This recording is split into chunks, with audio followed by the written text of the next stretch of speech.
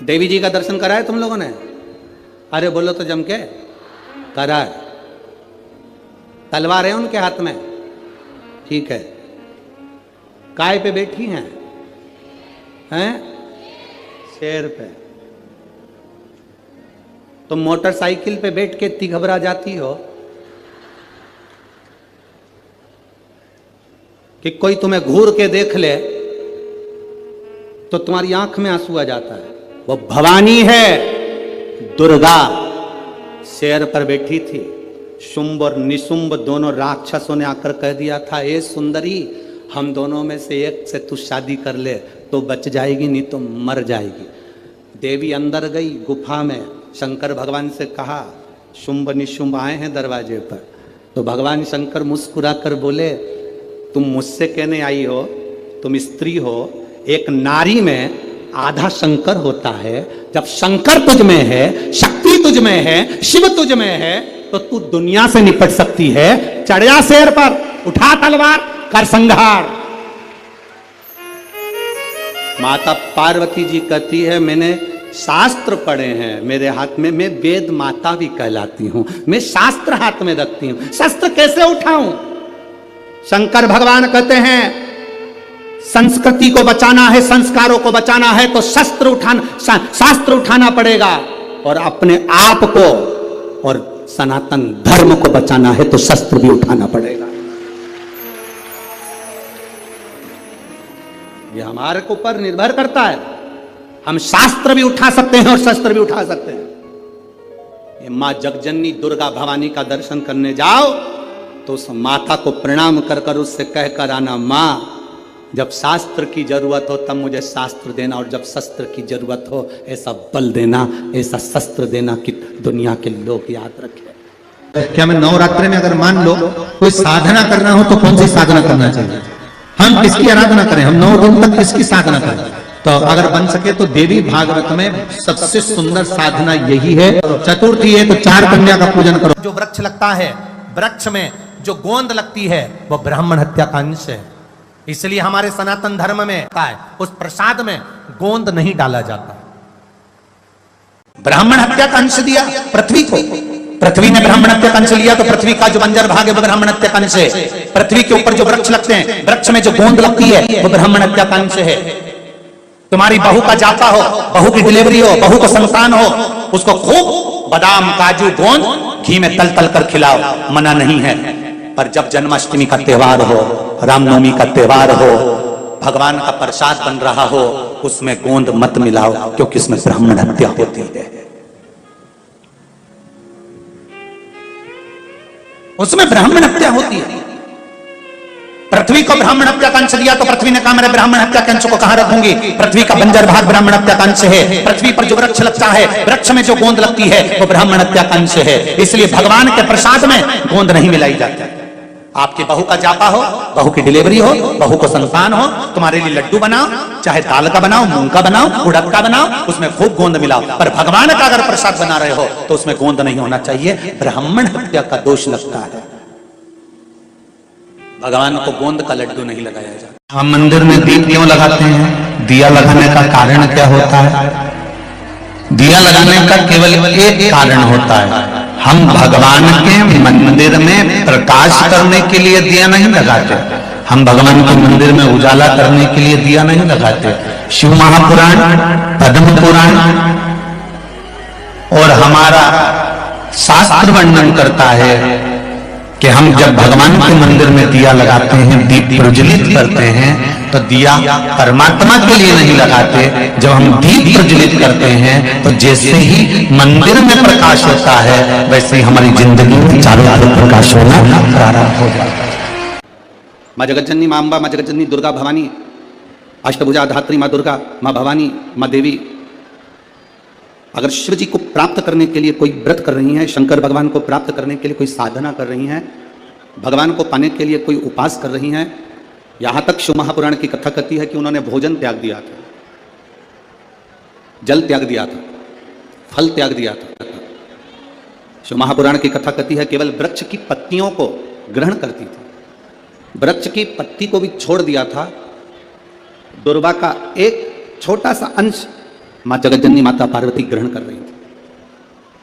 एक छोटा सा अंश दुर्वा का, वो भी छोड़ दिया था। छोड़ दी, दुर्वा खाना छोड़ दिया, फल खाना छोड़ दिया, भोजन करना छोड़ दिया, जल पीना छोड़ दिया। तब माता पार्वती केवल वायु का ही पान करती थी,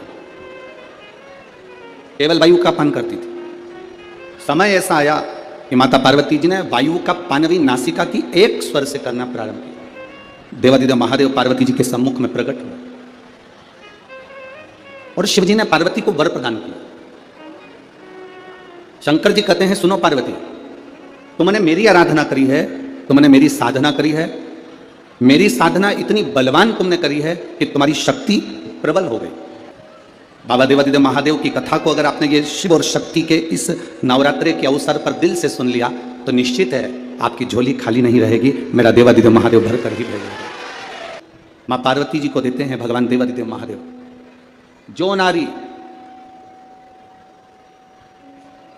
जो पुरुष, कोई बेटी, कोई बेटा, जो नारी, जो पुरुष, संत, साधु, महात्मा, सन्यासी, त्यागी, बैरागी, कोई बालक, कोई बुजुर्ग, जब भी किसी व्रत को धारण करेगा, कोई भी व्रत हमने अपनी जिंदगी में उठा लिया, कोई व्रत धारण करेगा तो शंकर भगवान कहते हैं उस व्रत को पूर्ण करने की शक्ति, बल पार्वती तुम और मैं, शिव और शक्ति दोनों प्रदान करेंगे।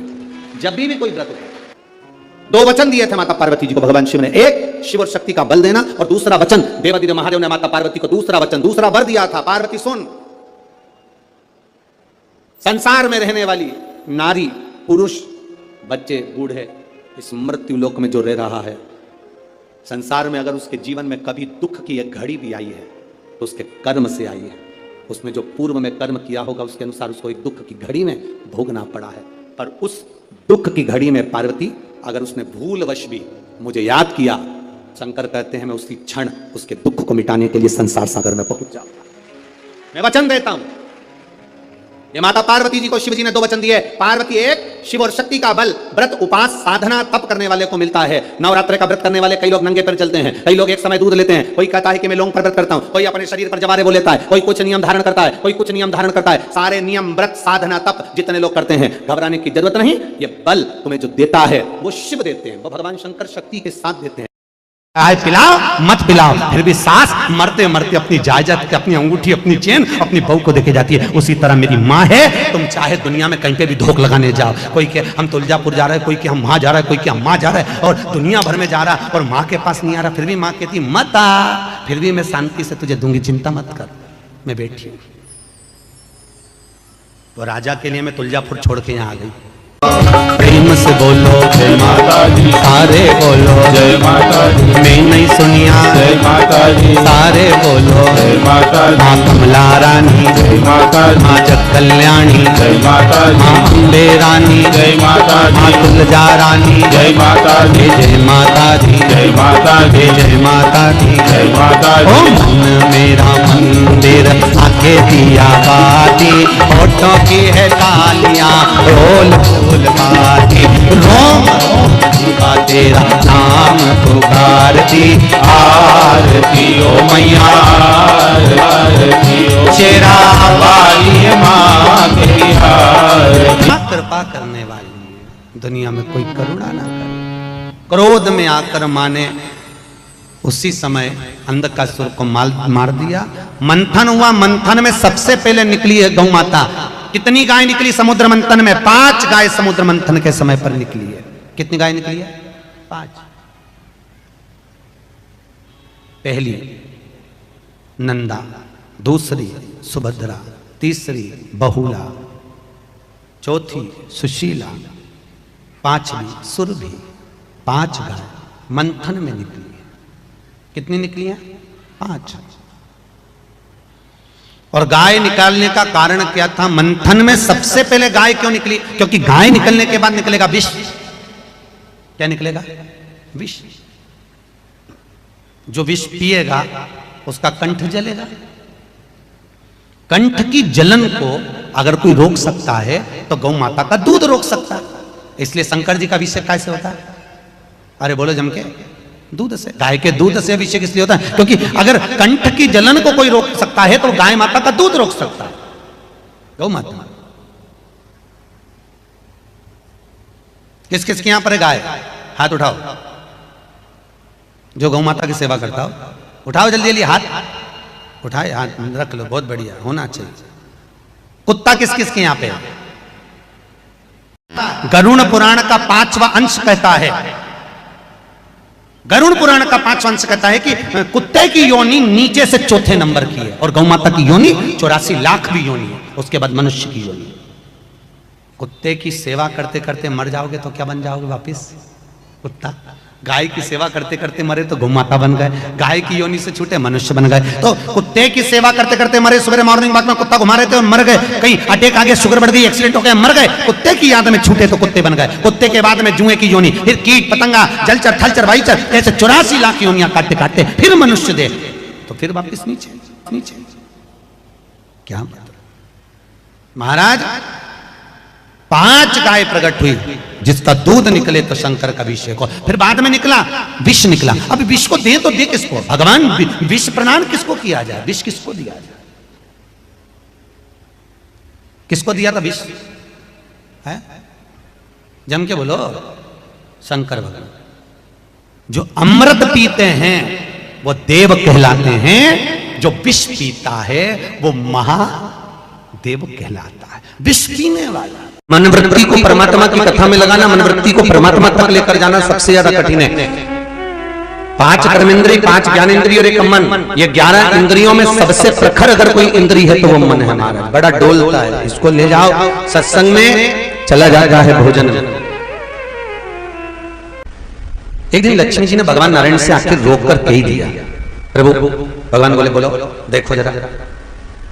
वो रोज प्रतिदिन शाम के समय घूमने निकल जाता है और एक तुम कभी हम कहीं लेके ही नहीं जाते। भगवान नारायण बोले चल तू अब भी उठ, अभी उठ, चल चल। लक्ष्मी जी बोली यारी तैयार हो गए। और जो लक्ष्मी जी तैयार होने गई, ऐसा श्रृंगार करने माता लक्ष्मी गई कि श्रृंगार करने में लक्ष्मी को जब तैयार होने बैठी तब तक जब बाहर निकल के आई अंधेरा हो गया। अंधेरा हो गया तो भगवान विष्णु लक्ष्मी से बोले अब तो शाम हो गई, अब क्या करेंगे जाकर? तो लक्ष्मी जी बोली पर एक बात बताओ, अपने को तो शाम हो गई पर ये तो दोनों रोज जाते हैं, तो क्या पार्वती तैयार नहीं होती? क्यों होती होगी? तो ये दोनों चले जाते हैं। मुझे तो कितना समय लगा, बैकुंठ के 8 दरवाजों में ताला लगाना, 24 खिड़कियों में ताला लगाना, दरवाजा बंद करना, तब जाकर बाहर निकल के तुम्हारे साथ घूमने जाना। तो इनकी यहाँ ताला वाला लगाते नहीं क्या? तो भगवान विष्णु बोले कुछ हो तो लगाया। तो लक्ष्मी जी बोली इनके घर में कुछ भी नहीं है कि थोड़ा बहुत अगर सामान भी है तो ताला लगाने की जरूरत ही नहीं है। गले में से उतार के एक बब्बा को छोड़ के चले जाता, किसी के बाप में दम तो घुस के बता कोई घुसे तो सही, तुम्हारा तो काम ही नहीं ताला चाबी का। आपको 4 बजे से लेकर 7 बजे के बीच में शंकर और पार्वती के भ्रमण का समय रहता है। मेरे देवादिदेव महादेव और माता पार्वती के भ्रमण का समय, भगवान शंकर पार्वती घूमने को निकले। इसलिए हमारा सनातन धर्म कहता है शाम के समय पर माताओं को झाड़ू नहीं लगाना चाहिए, शाम के समय पर माताओं को चूड़ी बिछिया नहीं बदलना चाहिए, शाम के समय पर माताओं को मांग में सिंदूरा नहीं भरना चाहिए, शाम के समय पर माताओं को बाल नहीं बांधना चाहिए, शाम के समय पर माताओं को चौखट पर नहीं बैठना चाहिए। उसका कारण क्या है? क्योंकि पार्वती जी ने भगवान भोलेनाथ जी से कहा था कि तुम मुझे रोज शाम के समय प्रदोष काल में भ्रमण के लिए लेकर जाते हो, मेरे लिए आज्ञा क्या है? शंकर भगवान ने कहा सुनो पार्वती, मंदिर के अंदर नंदी रहता है, जाने वाला यात्री जब मंदिर में मेरा दर्शन करने आता है तो नंदी के कानों में कहकर जाता है कि शिव जी को मेरे यहाँ लेकर आना। मैं नंदी के अनुसार उनके घर जाता हूँ, मेरा काम है उनका कल्याण करना और तेरा काम है उनके घर की नारी को अखंड सौभाग्यवती का वर प्रदान करना, ये तेरा काम है। तब पार्वती माता ने कहा अखंड सौभाग्यवती होने का वर मैं तो दे दूंगी, पर उस समय पर माताएं चूड़ी बदल रही होगी, हाथ से चूड़ी निकाल रही होगी तो मैं वर कैसे दे सकती हूँ? मांग भर रही होगी तो मैं वर कैसे दे सकती हूँ? उस समय पर चूड़ी बिछिया बदला जा रहा होगा तो मैं वर कैसे दे सकती हूँ? उस समय पर झाड़ू लग रही होगी तो मैं लक्ष्मी को वहां कैसे भेज सकती हूँ? आप बताओ। तो शंकर भगवान ने कहा प्रदोष का समय एक ऐसा समय होता है, शाम का समय ऐसा होता है जिस समय पर केवल शंकर और पार्वती की आराधना का समय होता है। हम तो कई लोगों से कहते हैं अगर आपके यहाँ संपदा नहीं आ रही है, बहुत मेहनत कर रहे हो, फल नहीं मिल रहा, कहीं नौकरी, कहीं सर्विस या कहीं व्यापार या व्यवसाय में कहीं तकलीफ आ रही है, हम सबसे कहते हैं शाम का समय पकड़ लो, शंकर जी के मंदिर में दिया लगाना प्रारंभ करो। शिव मंदिर में अगर दिया नहीं लगा रहे हो तो बेलपत्री के पेड़ के नीचे दिया लगा। बेलपत्री और शंकर जी के मंदिर में दिया नहीं लगा रहे तो शंकर जी के मंदिर के बाहर चौखट पर दिया लगा। इतना भी नहीं कर सकते तो अपने घर के बाहर अपने द्वार पर दिया लगा दो। बृहस्पति महाराज ने कहा कि शाम का समय जो प्रदोष का समय होता है उस समय पर इंद्रदेव तुम शंकर जी की आराधना करो। शिव आराधना से शंकर जी जो मार्ग प्रशस्त करेंगे, शिव आराधना से जो शंकर जी कहेंगे वो तुम करना। ठीक है, आराधना करी बाबा भोलेनाथ जी। मालूम नहीं था इंद्रदेव को, बृहस्पति महाराज ने प्रदोष की महत्वता समझाई तो प्रदोष का समय जानकर शंकर जी पर 7 बेलपत्र प्रदोष के दिन इंद्र ने समर्पित कर दी बिना सोचे। कितनी बेलपत्र? 7। प्रदोष का व्रत करो चाहे ना करो, मंदिर में चढ़ी हुई बेलपत्र को उठा लो,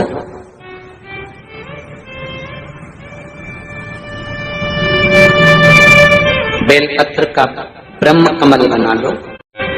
ब्रह्म कमल का मतलब होता है डंडी बीच में रहे, आसपास पत्तियां रहे। 7 पत्ती का ब्रह्म कमल बनाकर, जैसे ये तो इसको फैलाइए, 7 पत्ती ब्रह्म कमल बनाइए। प्रदोष का व्रत करें ना करें, जरूरी नहीं है कि वृक्ष से ही पत्ती लेकर आओगे तो ही शंकर जी को चढ़ाओगे। शिव जी पे से चढ़ी हुई उठाकर धोकर ब्रह्म कमल बनाकर बाबा से विनय कर कर बेलपत्री समर्पित करने पर प्रदान कर देता है। शिव मंदिर में जाइए, पहले दिन 9 फूल कमल के हों, जो मिल जाए, परंतु एक जैसे फूल होना चाहिए। ये नहीं कि आज तुमने गुलाब का चढ़ाया, कल कमल का चढ़ा दिया, परसों गेंदा का चढ़ा दिया, नरसों चमेली का चढ़ा दिया, फिर रात रानी का चढ़ा दिया। ऐसे फूल ना चढ़ाए, एक जैसे फूल 9 दिवस तक। सीते, हे जानकी, हे पुत्री, शिव मंदिर में जाकर अपने पति का स्मरण कर कर, कार्य का स्मरण कर कर 9 फूल प्रथम दिन घी का दिया लगाकर आप भगवान शंकर को कामना कर कर समर्पित करती हो। दूसरे दिन वही फूल दुगने हो जाना चाहिए, 18। तीसरे दिन फिर 9 जोड़ लो, 27। कुंदकेश्वर महादेव का ही वर्णन किया गया। जिन बेटों की कोई 30 साल का हो गया, 35 साल का हो गया, 42 साल का हो गया, विवाह नहीं हो रहा, लड़की 35-36 साल की हो गई, 40 वर्ष की हो गई, 27 साल की हो गई, विवाह नहीं हो रहा, बहुत चिंता में हो, बहुत टेंशन में हो, तो शास्त्र कहता है, हमारा शिव महापुराण का कथा वर्णन करती है, हाथ में 2 लोटा जल, 2 लोटे जल लीजिए और दोनों लोटे जल से शंकर भगवान का, जिस लड़का लड़की का विवाह नहीं हो रहा उसी का हाथ से शिवलिंग पर दोनों लोटा जल आधी आधी मात्रा में चढ़ाइए। मतलब थोड़ा थोड़ा जल कुंदकेश्वर महादेव के नाम से चढ़ाइए। वही जल लेकर जाइए और बेलपत्र के वृक्ष के नीचे उसी जल से 7 धार, पेड़ की परिक्रमा करते हुए 7 परिक्रमा उसी जल से, दोनों लोटे जल से 7 परिक्रमा कुंदकेश्वर महादेव के नाम से करवा दीजिए। उसका विवाह होकर ही रहेगा, निश्चितता में विवाह।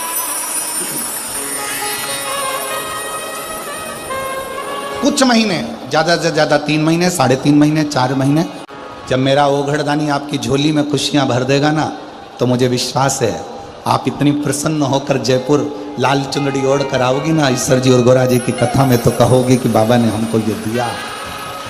अम्बे है मेरी माँ, दुर्गा है मेरी माँ, बोलो जय माता दी, बोलो बोलो बोलो जय माता दी, बोलो बोलो। वो साधारण नहीं हो सकती, सहज नहीं कि मन मेरा मंदिर आके दिया बाती, होठों की है तालियां रोम फूल बाती, रोम रोम जीवा तेरा नाम पुकार दी, आरती ओ मैया शेरा वाली है माँ तेरी आरती, लाटा वाली है माँ तेरी आरती। ओ मन मेरा मंदिर आके दिया बाती, होठों की है तालियां रोम बोलवाती, रोम रोम जीवा तेरा नाम पुकारती। आरती ओ मैया आरती ओ शेरा वाली है माँ तेरी आरती, ओ लाटा वाली है माँ तेरी आरती, ओ कमला रानी है माँ तेरी आरती। गणेश जी महाराज ने कहा देवता स्वीकार करे चाहे नहीं करे, मेरे भगवान शंकर और मैं मंदार के पुष्प को और शमी के पत्र को स्वीकार करेंगे। जो मनुष्य शमी के पत्र से हम दोनों की आराधना करेगा, मेरे पिता शिव जी की और मेरी आराधना करेगा, भूलवश भी शमी के वृक्ष का दर्शन जिस दिन व्यक्ति को मनुष्य देह में हो जाएगा, शमी के वृक्ष का यदि वो दर्शन भी कर लेगा, उस दिन 12 ज्योतिर्लिंग के दर्शन का पुण्य फल प्राप्त हो जाएगा।